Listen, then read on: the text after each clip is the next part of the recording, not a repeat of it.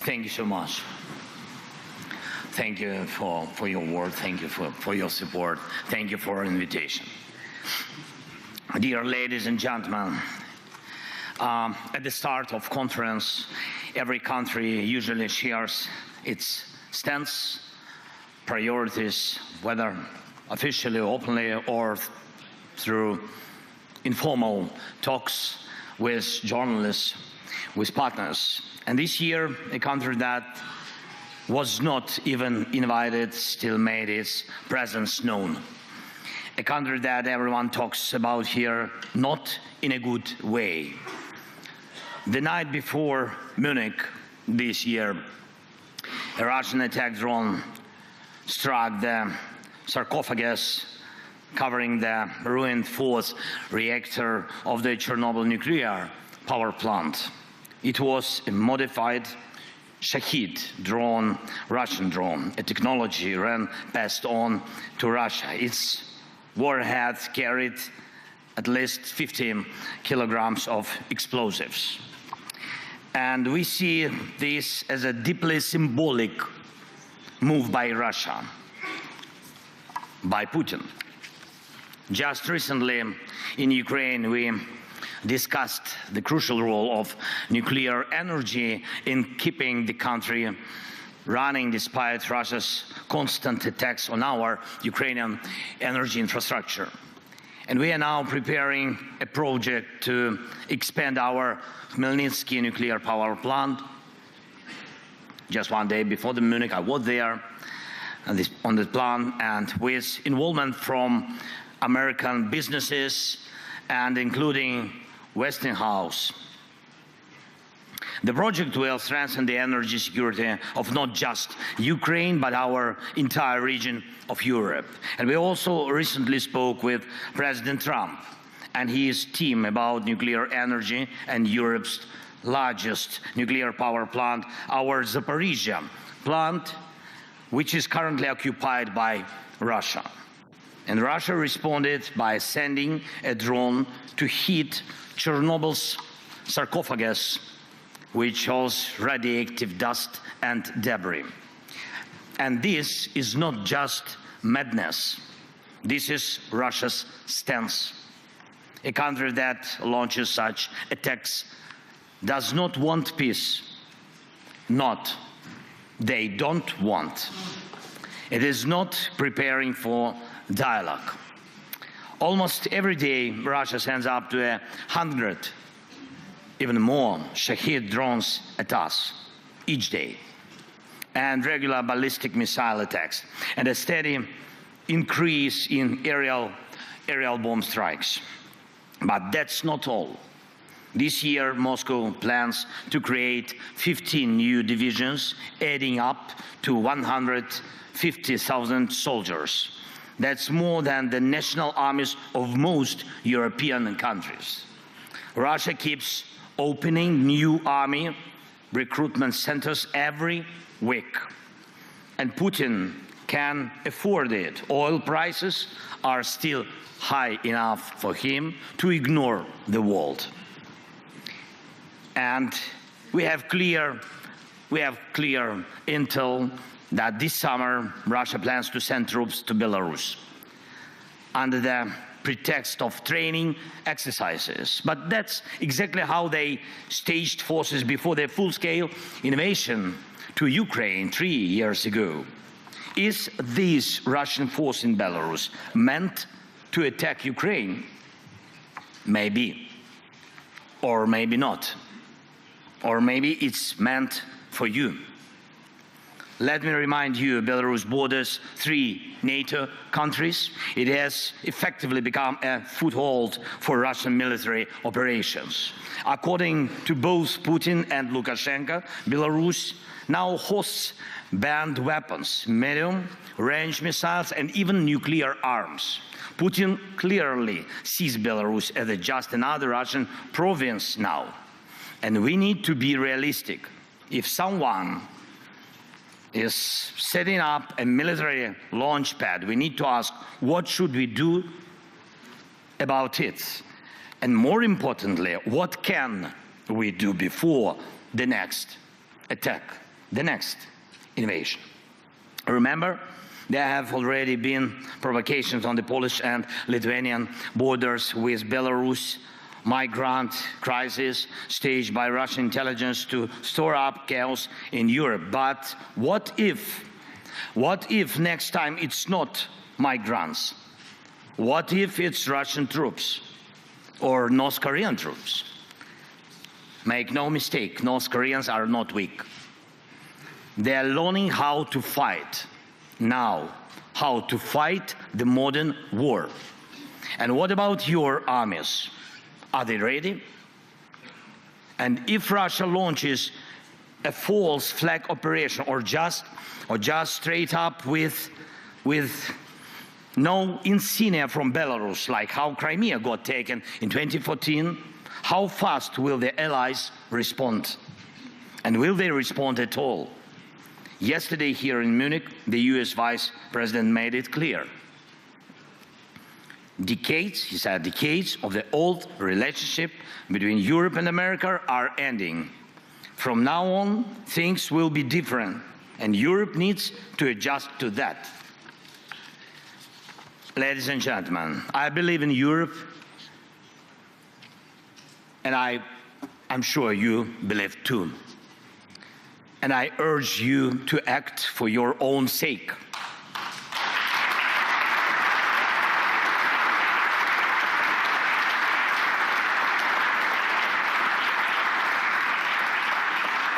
And for the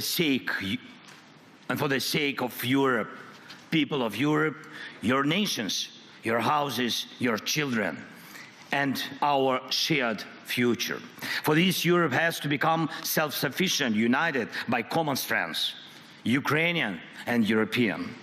Right now, Ukraine's army, supported by global aid, thank you so much, is holding back Russia. But if not us, then who will stop them? Really? Let's be honest, now we can't rule out the possibility that America might say no to Europe on issues that threaten it. Many leaders have talked about Europe that needs its own military, an army of Europe. And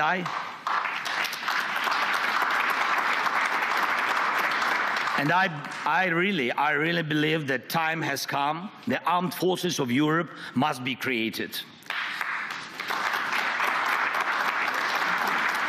This is not harder than standing firm against Russian attacks, as we have already done. But this is not just about increasing defense spending as a GDP ratio. Money is needed, of course, yes, but money alone will not stop an enemy assault. People and weapons don't come for free. But again, it's not just about budgets. It's about people realizing the need to defend their own home.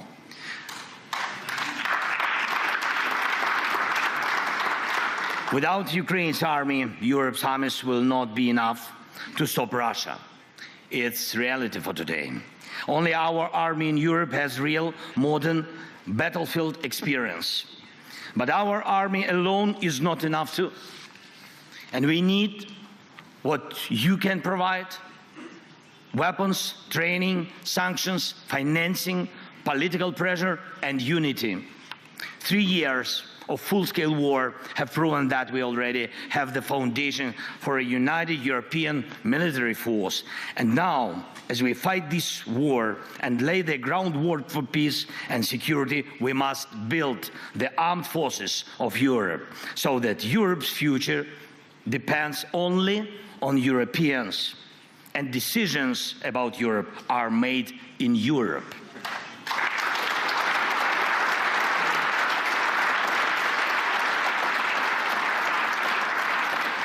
That's why we are talking with European leaders and with the United States about military contingents that can ensure peace, and not just in Ukraine, but across Europe. And that's why we are developing joint weapons production, especially drones.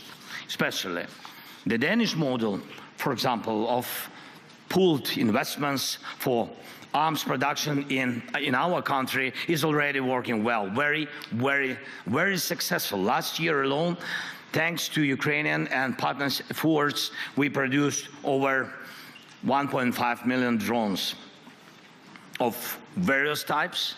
Ukraine is now the world leader in drone warfare. This is our success, but it's also your success, of course. And everything we build for our own defense in Ukraine also strengthens your security. And the same should apply to artillery, air defense, technologies, and armored vehicles. Everything needed to protect lives in modern war should be produced in Europe fully. Europe has everything it takes. Europe just needs to come together and start acting in a way that no one can say no to Europe, boss it round or threat it like a pushover. This isn't just about stockpiling weapons. It's about jobs, technological leadership, and economic strength for Europe. Last fall, in my victory plan, I proposed replacing part of the US military presence in Europe with Ukrainian forces if Ukraine is in NATO, of course. If the Americans themselves decide to go that way, decreasing their presence, it's not good.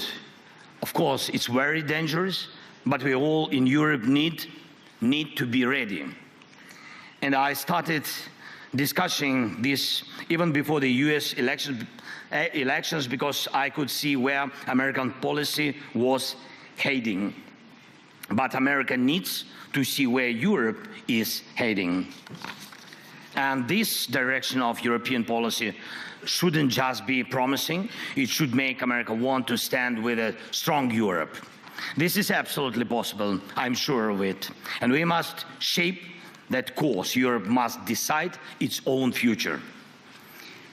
We need confidence in our own strengths so that others have no choice but to respect Europe's power. And without a European army, that is impossible.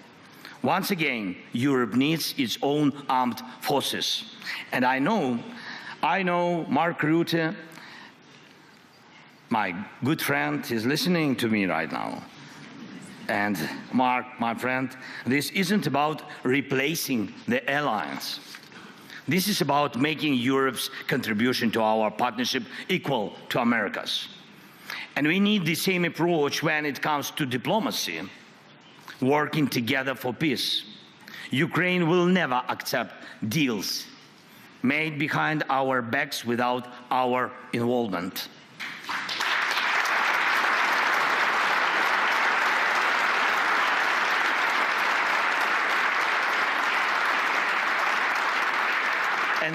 And the same rule should apply to all of Europe. No decisions about Ukraine without Ukraine, no decisions about Europe without Europe.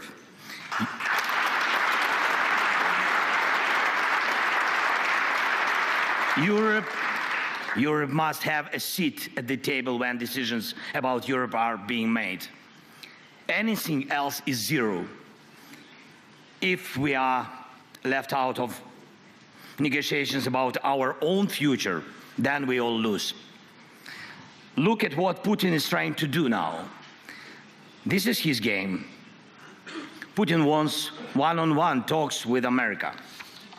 Just like before the war, when they met in Switzerland and looked like to carve up the world. Next, Putin will try to get the US president standing on Red Square on May 9th this year, not as a respected leader, but as a prop in his own performance. We don't need that. We need real success. We need real peace.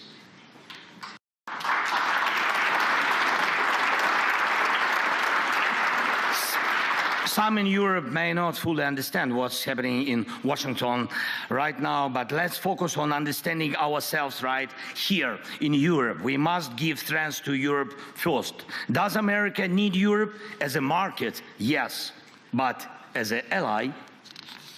I don't know. For the answer to be yes, Europe needs a single voice, not a dozen different ones.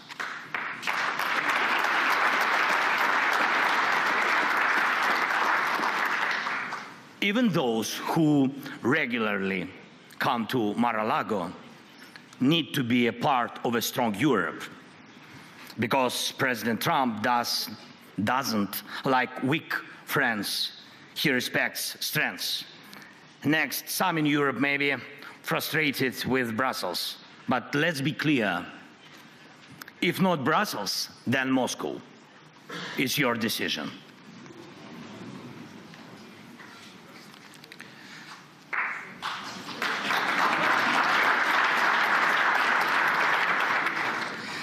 That's geopolitics.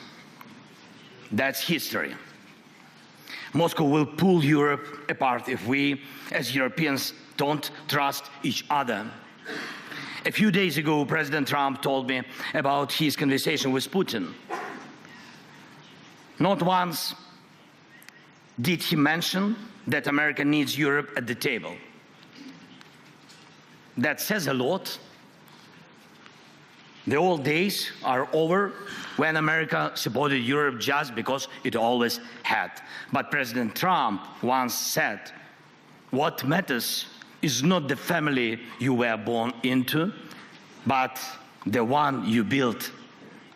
We must build the closest possible relationship with America, and yes, a new relationship, but as Europeans, not just as separate nations. That's why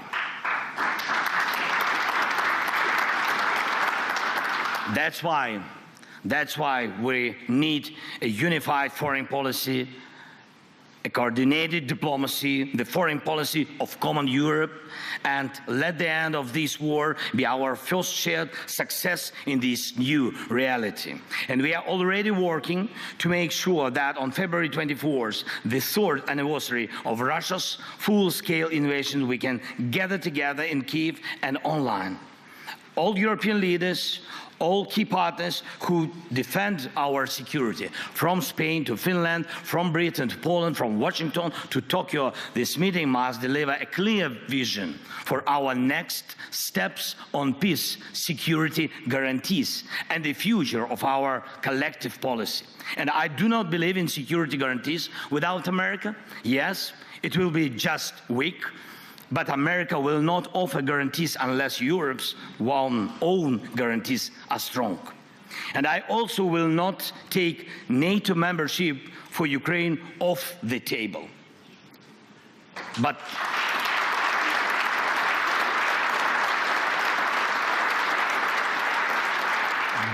right now, the most influential member of NATO seems to be Putin, because his whims have the power to block NATO decisions.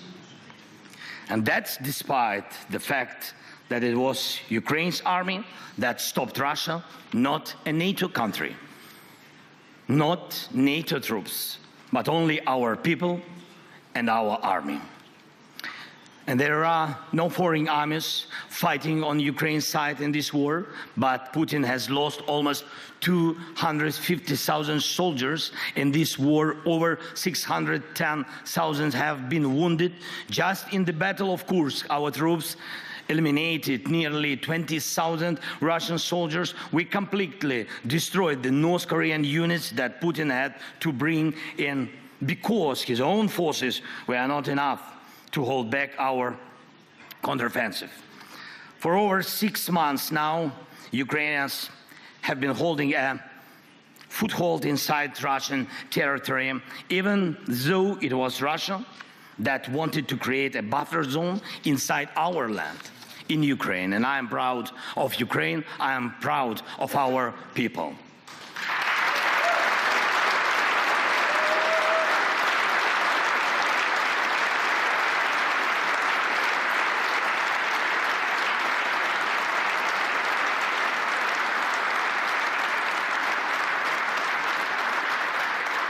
But now I ask you, each of you, to honestly answer this question. If Russia came for you. Could your army fight the same way? I don't want anyone to ever have to find out, God forbid. That's why we are talking about security guarantees. And that's why we believe that the core of any security guarantees for Ukraine must be NATO membership. Or if not that, then conditions that allow us to build another NATO right here in Ukraine. Because at some point there will be a border between war and peace.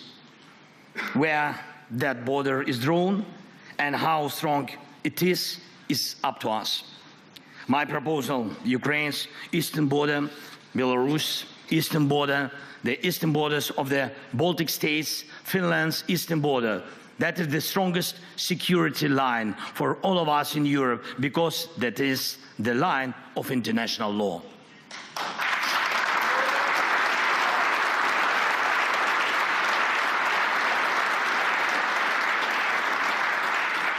And do we still remember what international law is?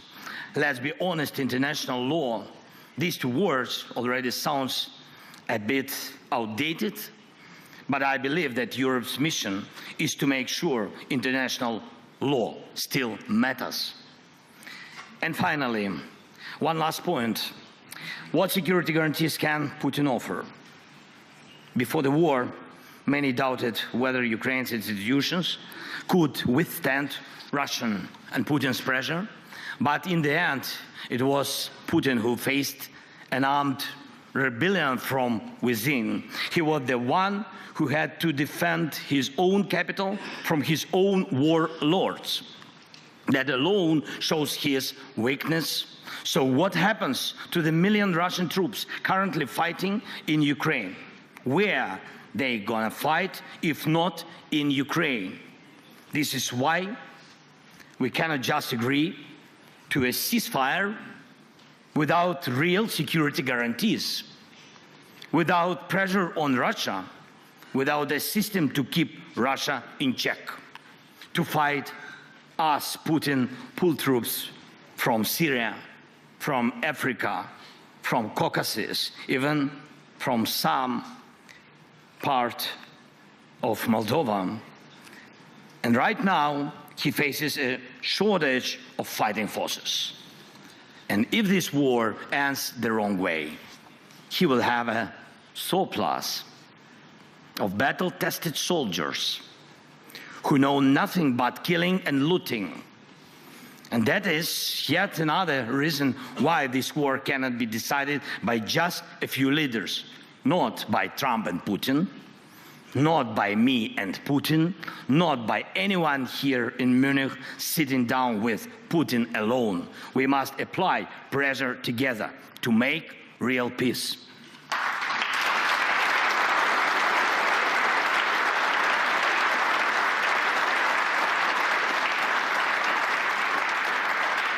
Putin cannot offer real security guarantees, not just because he is a liar, but because Russia, in its current state, needs war to hold power together.